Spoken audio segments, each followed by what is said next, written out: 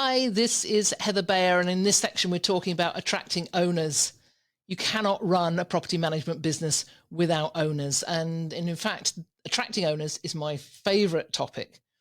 While I was CEO of one of Ontario's leading property management companies, we attracted hundreds, if not thousands, of owners over the years, and we perfected a strategy for finding new owners and then getting them to sign up with us.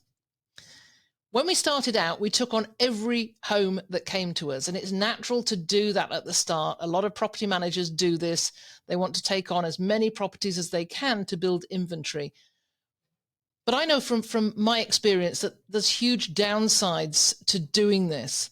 And I'm going to share why you should be more selective from the very beginning and talk about how you can do this.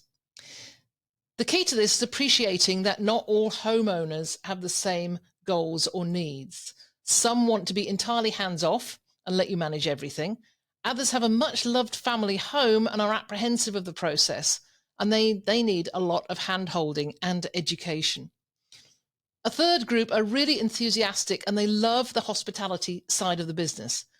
And then there's those that give the signals right from the start that they'll be high maintenance and should be avoided, and we're going to share those signals.